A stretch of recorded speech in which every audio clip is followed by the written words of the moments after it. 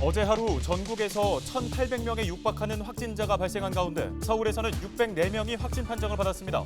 전날보다 210명이 많은 수치입니다. 방역당국은 늦어도 25일까지 수도권의 사회적 거리두기 4단계 연장 여부를 결정해 발표하겠다고 밝혔습니다. 코로나19 4차 대유행이 이어지고 있는 가운데 폭염도 기승을 부리고 있습니다. 코로나19에 폭염까지 온종일 야외에서 일하는 선별진료소 의료진과 근무자들의 고충이 커지고 있습니다.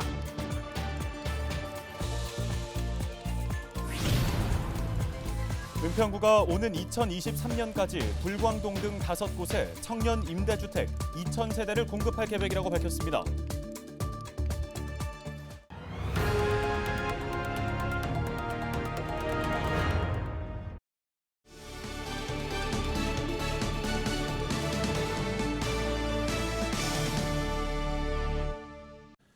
시청자 여러분 안녕하십니까? 헬로티비 뉴스입니다. 코로나19 이후 가장 많은 확진자가 발생했습니다. 21일 0시 기준 신규 확진자는 1,784명 중 1,175명이 수도권 환자입니다.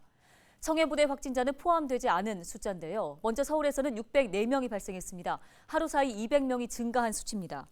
은평과 양천에서는 50명이 넘는 확진자가 발생했고 주요 집단 감염은 관악구 소재 사우나 관련 10명, 은평 노원구 실내체육시설 관련 2명입니다.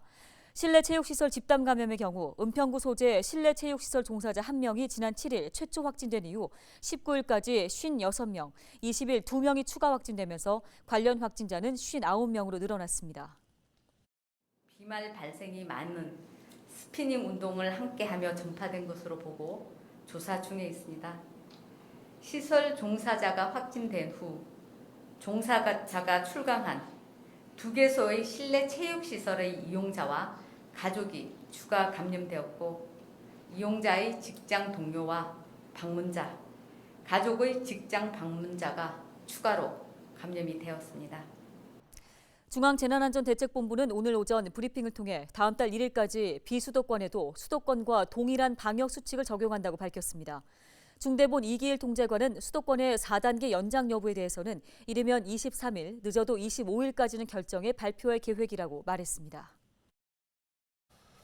네, 청해부대 환자까지 포함하면 어제 하루 동안 확인된 코로나19 확진자는 2,000명이 넘습니다. 확진자 폭증으로 의료진 등의 방역 인력도 부족한 상황인데요. 폭염까지 더해 선별진료소 의료진과 근무자들의 고충은 더욱더 커지고 있습니다. 손성혜 기자가 현장 취재했습니다. 선별검사소 운영 시작 시각은 오전 9시. 검사소 문을 열기도 전에 차례를 기다리는 줄이 길게 이어져 있습니다. 몰려드는 사람들. 선별검사소 의료진과 근무자들은 숨 돌릴 틈이 없습니다.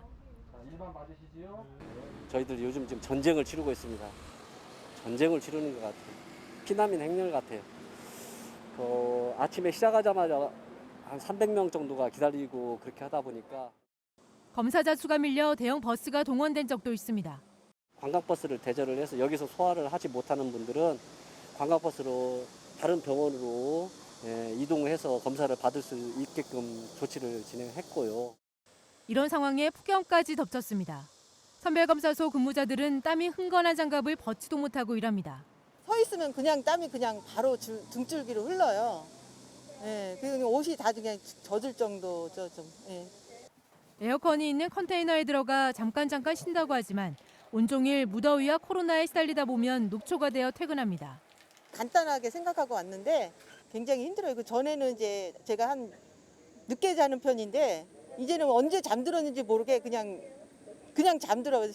못 씻고 잘 때도 있고. 같은 날 오후 취재진은 양천구 파리공원에 마련된 찾아가는 선별진료소를 찾았습니다. 지금 시간이 오후 1시 45분입니다. 보시는 것처럼 제 뒤로는 여전히 검사를 받으러 온 사람들 줄이 길게 이어져 있고요. 지금 이곳의 온도가 이렇게 42도까지 올라갔습니다. 반팔 소매를 입고 서 있기만 해도 땀이 주룩주룩 흐를 정도의 심한 무더위입니다. 한낮의 뙤약볕이 간이 천막을 뚫고 내리쬐는 것 같습니다. 이곳 근무자들은 햇볕에 달궈진 바닥에 수시로 물을 뿌려가며 일합니다.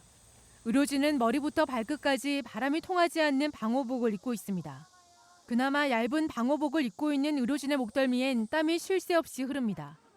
확진자가 폭증하면서 임시로 설치된 검사소다 보니 다른 선별진료소와 달리 컨테이너나 별도의 공간이 없습니다. 검체를 채취하는 의료진들도 폭염에 그대로 노출돼 있습니다. 30분 단위로 교대하게 되어 있지만 검사자가 밀릴 경우엔 이마저도 힘들 때가 많습니다. 흐르는 땀을 닦을 새도 없이 검체 채취와 소독을 반복합니다. 취재진이 인터뷰를 요청하기가 미안할 정도였습니다. 검사를 받으러 온 주민들도 선별진료소 의료진과 근무자들이 안쓰럽습니다. 보건소 안 가고 이렇게 근처에 와서 이런 거 이렇게 해주시니까 너무너무 감사하죠, 저희는. 그런데 애쓰셔가지고 그냥 좀 미안하기도 하고 고맙기도 합니다. 코로나19 4차 대유행 확산의 폭염까지 이중고를 겪고 있는 선별진료소 의료진과 근무자들. 방역 최일선을 지킨다는 책임감으로 무더위 속에서도 코로나19와 사투를 벌이고 있습니다. 저희들만 고생하는 것이 아니라 주민들이 자발적으로 이렇게 검사를 받으려고 나오셔서 또 장시간 또 기다려 주시고 땀 흘리면서 그런 사람들을 생각을 했을 때 한 분이라도 더 검사를 받을 수 있게끔 정말이지 심적으로 최선을 다하고 있습니다. 헬로티비 뉴스 손성혜입니다.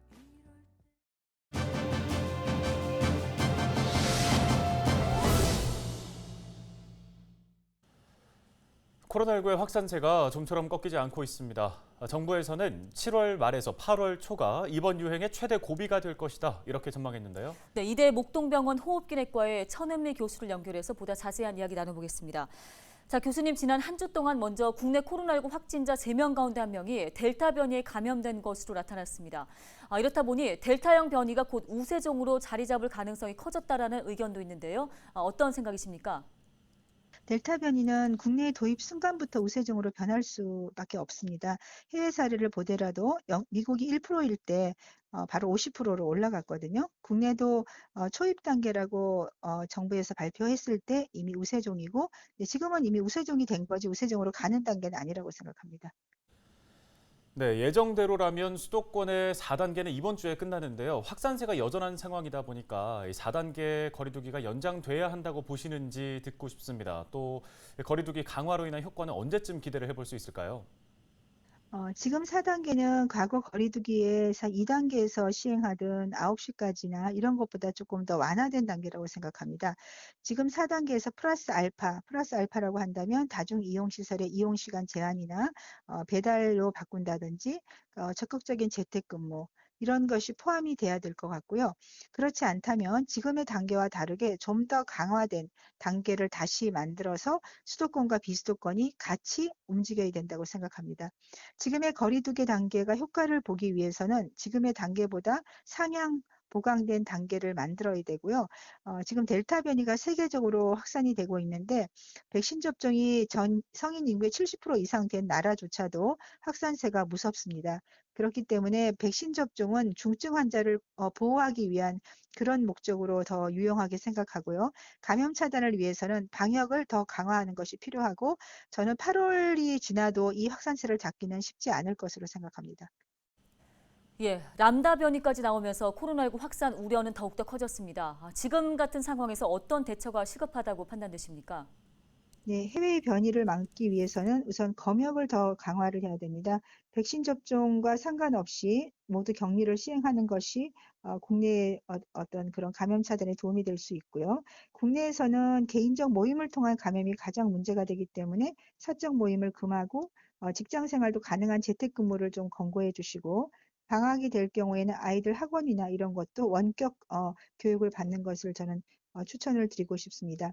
그리고 정부로서는 백신 접종의 속도를 내서 중증 환자를 예방하고, 확진자가 증가하고 있기 때문에 지금의 생활치료시설을 치료 개념으로 바꾸어서 국내 생산되고 있는 항체치료제를 좀 적극적으로 사용하게 되면 입원 기간을 줄일 수 있기 때문에 의료 부담을 줄 수 있다고 생각합니다.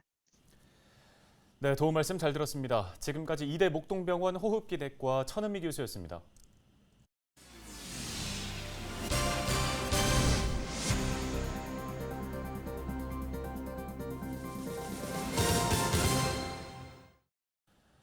다음 소식입니다.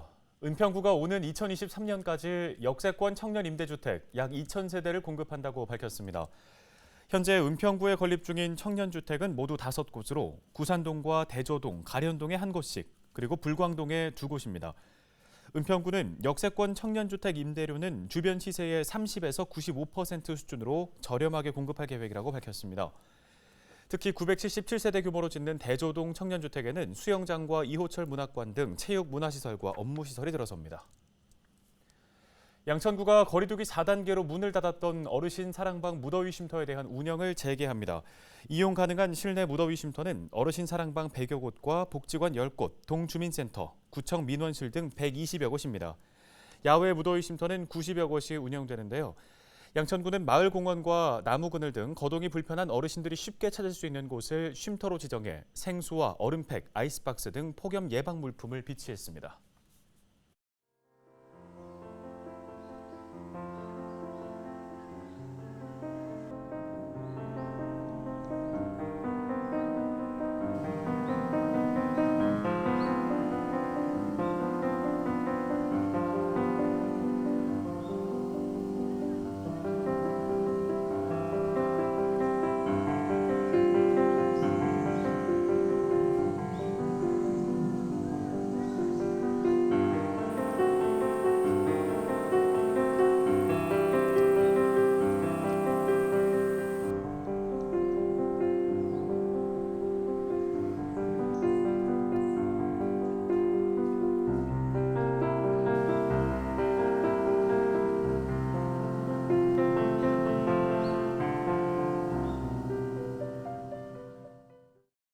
헬로티비 뉴스 준비한 소식은 여기까지입니다. 네, 시청해주신 여러분 고맙습니다.